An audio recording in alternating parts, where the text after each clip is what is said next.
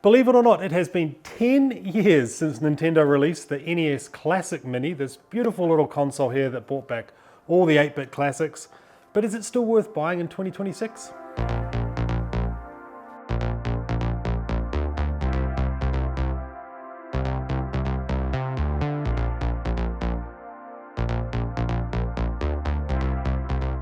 Welcome back to the Underground Arcade. My name is Bronson and this channel is all about retro gaming and arcade machines, and actually I'm building my own arcade in this big shed I'm sitting in. That's sort of the long-term plan for the channel. Today's video though is all about this little console here. So Nintendo released this beautiful little console here in April of 2016 and it came with 30 pre-built games, some real classic games like Super Mario Bros, Legend of Zelda, Kirby's Adventure, Metroid, Punch-Out!, Mega Man, Castlevania, like just some of the real 8-bit classics, right?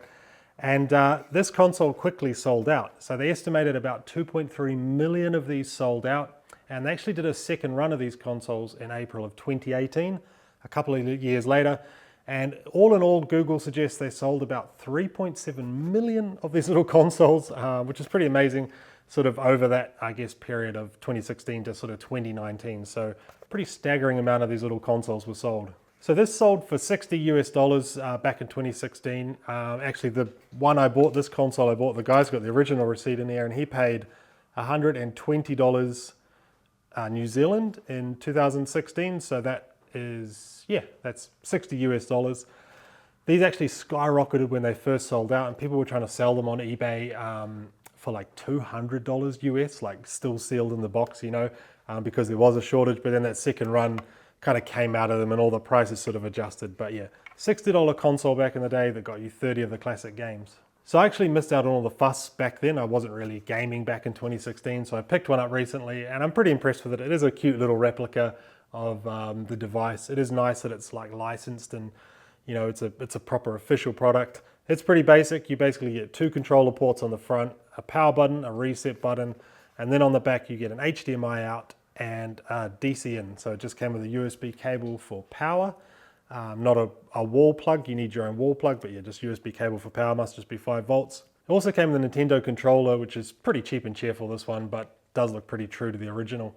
I actually have 2 of these. The guy bought this off, bought a second one, and a second one back in the day cost him an extra $30, so this little thing cost $30. And the controller was actually one of the biggest complaints of the console because that is how long it is. I hope that's all showing, the entire length of that on camera, but that's got to be 80 centimeters maybe a meter.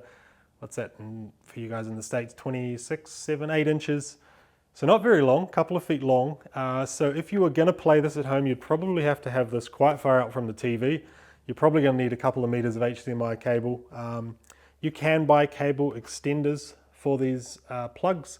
Then obviously if you've got 2 players, you need 2 extenders. So it is just extra kit to buy. But yeah, that was one of the biggest complaints back in the day, just how short that was.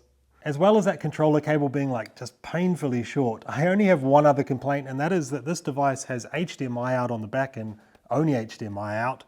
And I can't figure out how to plug it into my TV. Now, one other little complaint you'll see online sometimes is that you don't have a way of expanding these. Like there's no SD card slot, there's no way to put your own games on these. They just come with the 30 games, which I guess is exactly how Nintendo planned it, right? Obviously they've got to license all the games and all that good stuff, so they just wanted you to have the 30 games, and it is what it is. If, you know, some consoles you can sort of buy SD card slots, like the little handheld ones of Temu, and flash more games on and all that good stuff, but this has just got the 30 games, and I think it's a pretty good selection. It also has a very easy to use interface, which is nice, easy to navigate, easy for children to navigate, like whereas some of my arcade machines that run ROMs or emulation software, it's a bit harder for the children to navigate and tweak the ROMs, whereas this is just turn it on and play. If you get stuck, you just hit reset, right? So very user-friendly, but yeah, got a nice little interface and plenty of games to like crank out at a party or a birthday party, or just for some children to show them what gaming used to be like in the good old days. So 10 years later, is it still worth buying? I think if you want a really good nostalgia hit, like I've been having, sort of playing this with the children and sort of showing them what gaming's like, I think it's pretty cool for that. You can pick these up secondhand. I got this here for 50 New Zealand dollars, which is about 25 US, so not too expensive.